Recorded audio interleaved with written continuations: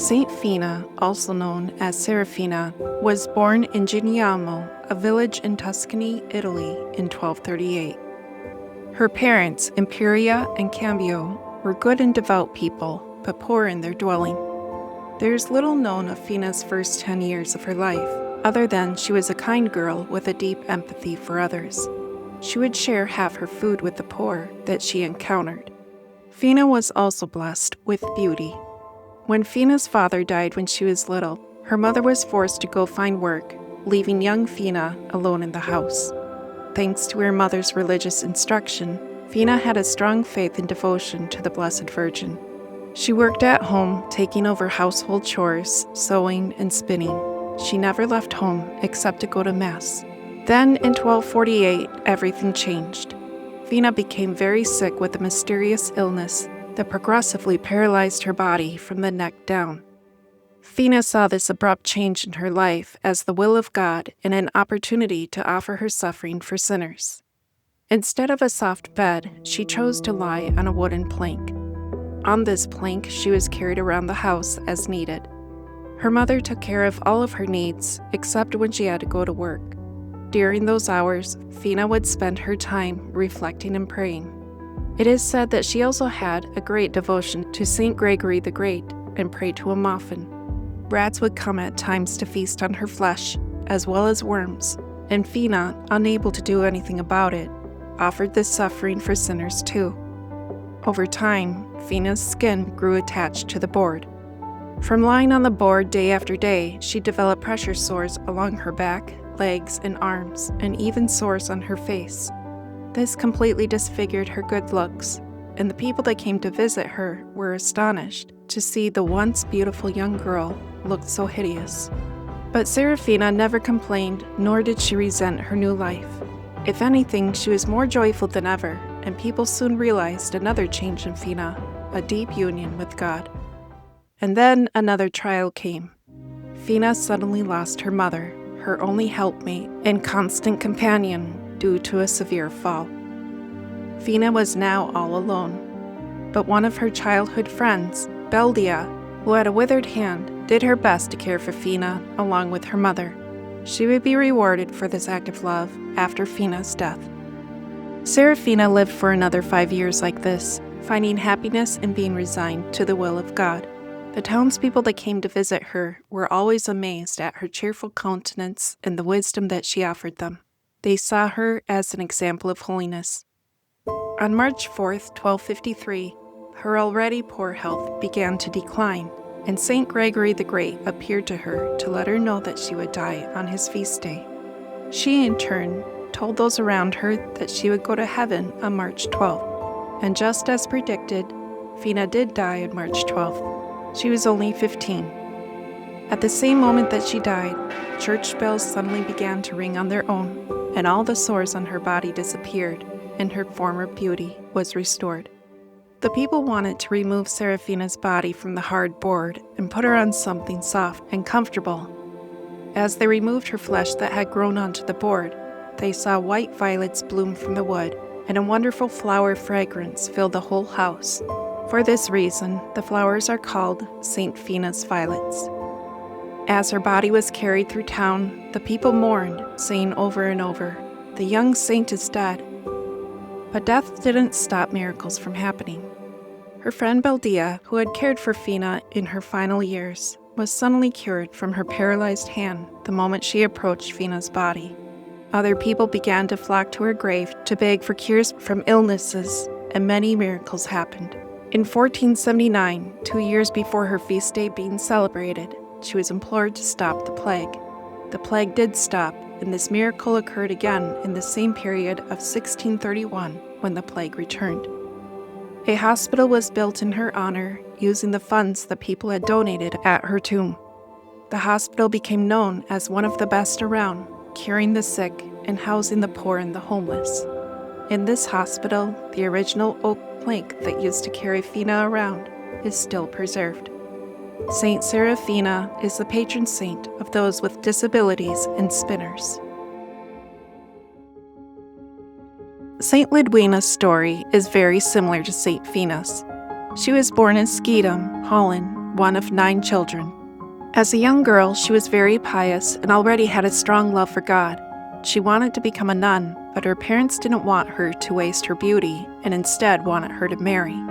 At the age of 15, Lidwina prayed that her beauty be taken away so that she could live for God alone. God heard her prayer and allowed a mysterious illness to make her skin a greenish-gray color, as well as make her very thin. She recovered enough from the illness to go outside and go ice skating, her favorite hobby. Some biographers say that she fell from weakness from her recent illness, while others state that she was the first to develop multiple sclerosis and she fell from the effects of that illness. Whatever the reason, she fell and broke a rib, and soon an abscess formed. Doctors tried to cure her by draining it, but it would not heal. Her condition worsened into gangrene, and the doctors lost all hope. One doctor told her that her illness wasn't meant to be cured, and that God must want her to offer her sufferings for sinners. But Lidwina, although she was very prayerful and holy, wasn't willing to suffer. She was afraid of the pain and of suffering, and she just wanted her life back. As she continued to decline for the next 4 years, she suffered mentally, physically, and spiritually, begging God to take away her illness until she was near despair. In the meantime, everything in her body became paralyzed, and for unknown reasons, blood poured out from her nose, ears, and mouth. She also suffered daily from nausea and headaches and muscle spasms. Finally, a priest counseled her on the merits of suffering, telling her to meditate on the passion of Jesus. He told her that God would like to use her sufferings to help other sinners in danger of sin, if only she would be generous enough to offer up her sufferings for them. Not too long after this conversation, on Easter, when she received Holy Communion, she became infused with a holy desire and passion to suffer for sinners and asked God to receive her as a victim soul and to give her even more suffering. Her prayer was answered. The gangrene which had caused her body to become one big sore, especially on her stomach, opened up so much that it became infested by worms. At one point, the doctor had to surgically remove over 200 worms from her body. Unfortunately, the surgery wasn't enough to close the gaping hole in her stomach, and soon her intestines were exposed, and only by holding a pillow against her constantly kept them from falling out. As a result to this, pieces of her body, such as skin, bones, and intestines, would dry up and fall off. A sweet odor permeated from them. Her mother collected them and put them in a vase. It brought such excitement among the visitors, though, that Lidwina told her mother to just throw them away. But Jesus compensated for Lidwina's sufferings by giving her visions of the Passion, which gave her the strength and love to keep offering up her sufferings. She realized that her pains were nothing compared to what Christ went through. She was also visited by many of the saints and the Blessed Mother. Her guardian angel appeared to her often to comfort her, but also to let her know which sinners would die soon and were in danger of hell. Then Lidwina would gather all her strength, love, and charity that she possessed and offered it all for them. She learned to appreciate her suffering so much that she said, "If one Hail Mary would make me healthy again, I would not want to say it." She understood the richness of suffering. Lidwina was also able to converse with the souls in purgatory. She was able to comfort them, and they in turn counseled her on holiness. Lidwina fasted continuously to the point of hardly eating anything at all. She first started with eating only little pieces of apples, and then only a date or two, then watered down wine, and then finally river water that was contaminated by the salt from the tides. It is said that the town, mystified by this holy woman that survived without eating, even posted guards in her house to see if she truly was fasting without any food. This was documented, which still exists today. Sadly, it seems that one of the guards also abused Lidwina, thinking her a religious fanatic trying to get attention, and he beat her so badly that her stomach began to swell. When asked about this, the guard covered up by saying that her swollen tummy was due to her being impregnated by the local priest. Eventually, Lidwina survived on the Eucharist alone, and many people suspected that she was possessed by the devil. One priest decided to test this with her. He denied her Holy Communion for many days, and then, knowing she would be hungry for the Eucharist, he offered her an unconsecrated host. Jesus told her interiorly not to take it because it wasn't him. And Lidwina said to the priest, "Oh no, Father, that's not Jesus." This convinced the priest and the townspeople that Lidwina was more than a holy woman, and that God was using her in a special way. In the last years of Lidwina's life, she began to lose her sight and went blind in one of her eyes, but she was still able to see her guardian angel and any other mystical visions that Jesus granted her. In addition to her many mystical favors, Jesus gave Lidwina the gift of healing, and she was credited with many acts of curing people and reading souls. Miracles of multiplying food to help the needy also happened when Lidwina prayed. Near the end of her life, she received the greatest gift of all, the stigmata.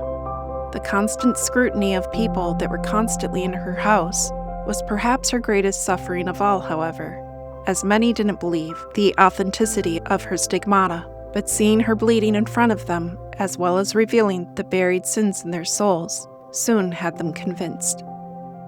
With the stigmata, many reported a pleasant smell, like cinnamon, coming from her sores and wounds. Lidwina suffered with this pain for 38 years. One day she had a vision of a rose bush with an inscription of her sufferings and when they would end as soon as the rose bush bloomed. Lidwina realized that this meant she would die in the spring of that year. Lidwina died April 14, 1433, at the age of 53. Just like St.Fina, Lidwina's face and body was restored to its original youthful beauty, and the smell of roses filled the room. Thomas A. Kempis, the author of The Imitation of Christ, wrote her biography, increasing devotion to her. Many miracles and healings took place at her tomb, and she was canonized March 14, 1890. Saint Lidwina is the patron saint with those with chronic illnesses, ice skaters, and the town of Skatum.